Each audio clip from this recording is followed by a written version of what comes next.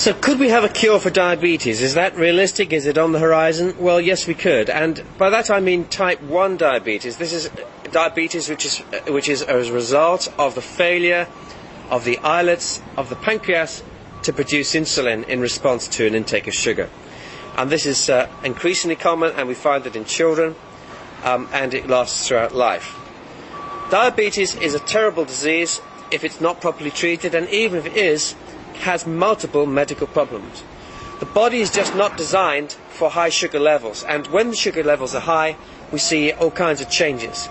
We see vascular damage, that's damages to the small blood cells and that blood vessels, and that can result in things ranging from blindness to impotence to kidney failure. We see problems of infection because bugs love sugar, so we see wounds that just don't heal. We can find gangrene at the extremities of toes, for example. All kinds of major problems. The rate of heart disease is much higher, strokes are much higher. So diabetes is not good news. You want to treat it carefully, you want to treat it well, and really, you want a cure. That's what you want.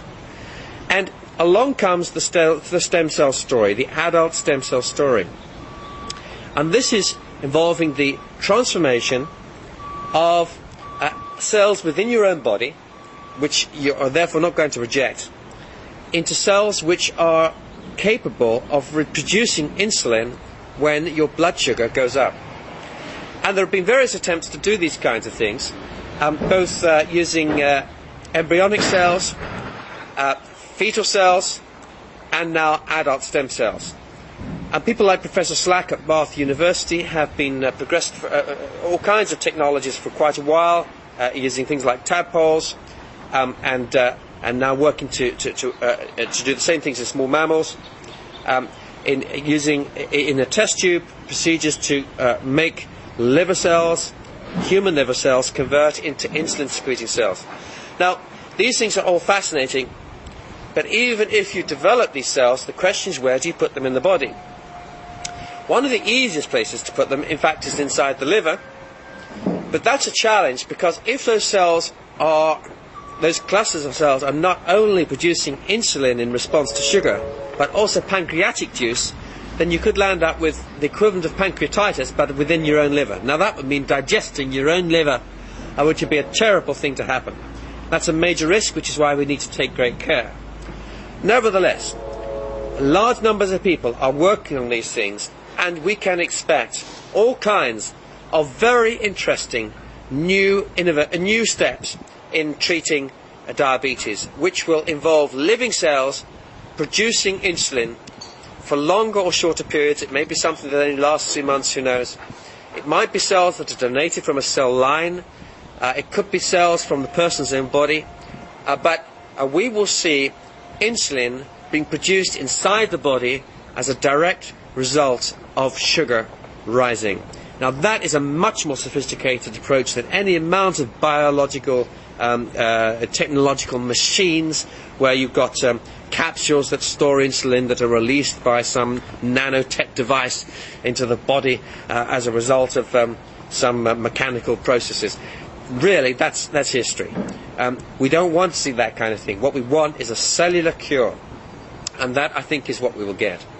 Now, the situation is rather different for what we call type 2 diabetes, which is where the body has become resistant to insulin. It's not that you don't produce it, it's just that your cells don't seem to behave in the way that they ought to. And dealing with type 2 insulin will be much more complicated. But the good news is that type 2 insulin is caused largely by a question of body bulk. So it's much more common in those who are clinically obese. They're overweight, and that itself produces this tendency to type 2 diabetes. And most people with type 2 diabetes, if it's mild, can be controlled on diet alone.